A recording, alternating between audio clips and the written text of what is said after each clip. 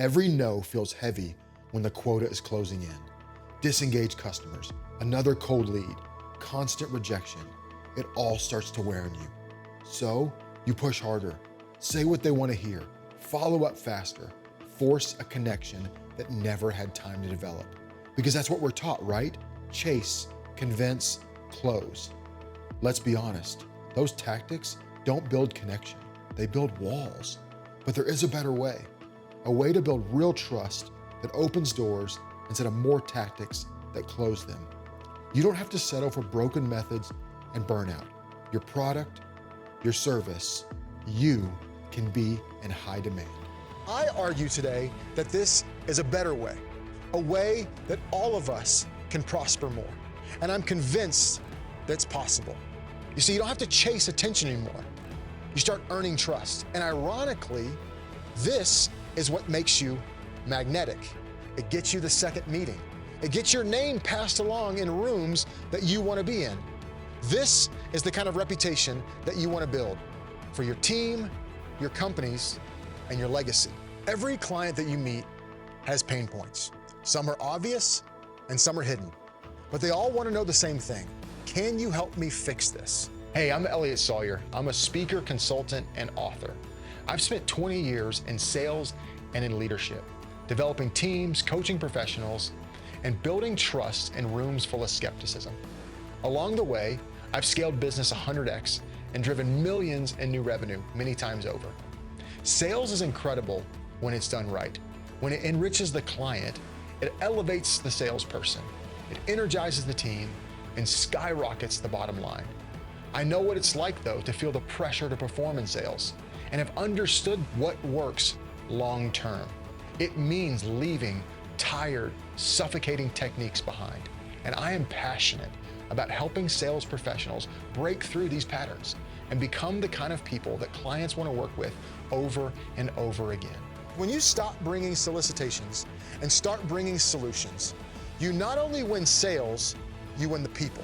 This is about who you become and how you integrate yourself into the market that you want to dominate, where you want to lead, and where you want to see amazing things happen. You need to be the kind of person that feels secure saying yes to. Not just because of what you do, but because how you do it and who you are. I call it the Master Key Method. 7 key principles that unlock high trust, high impact relationships in business, in leadership, and in life. A is for alienated. And the psychology here is that your presence is no longer neutral, it's unwanted. Whether from your pressure, your tone, or misalignment, they have emotionally checked out. And the result is they disconnect, not just from you, but from your message. Trust has been fractured here. R is seen as received here. And the psychology is because you're likable and safe, people open doors for you, emotionally, relationally, and professionally. And the result is here, you're given access, you're heard, you're given a shot. I really enjoy the art of sales and love working with salespeople because these are the ones that are out there risking it for the company and making things happen. So if you're asking, how do I win more relationships? How do I become the person that the client trusts when big money decisions are on the line?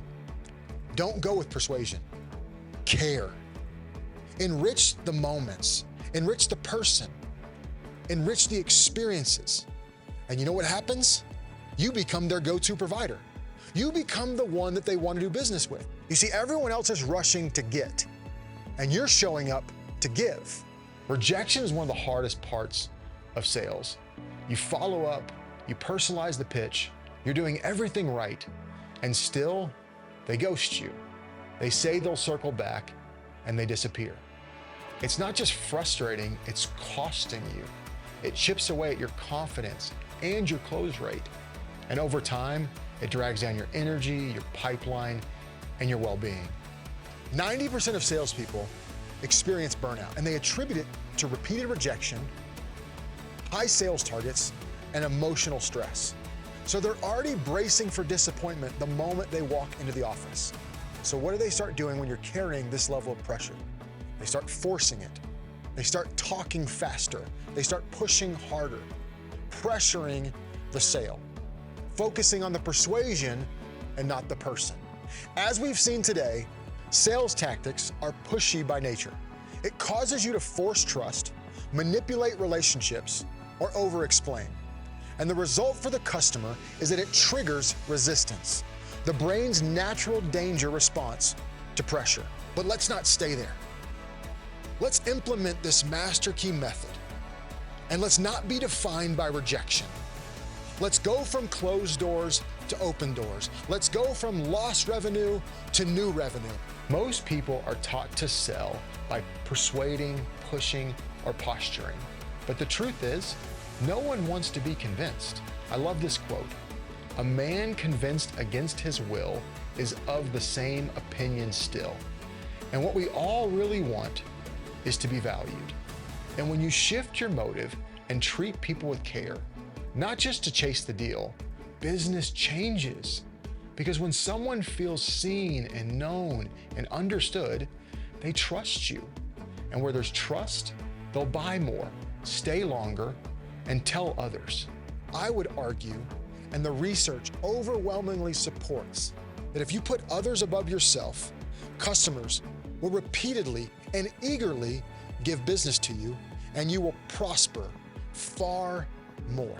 We saw this go 100x. We did millions upon millions many times over. Why? Because we built trust. We earned the right to be heard, and people wanted to do business with us. You can overcome rejection and move into trust.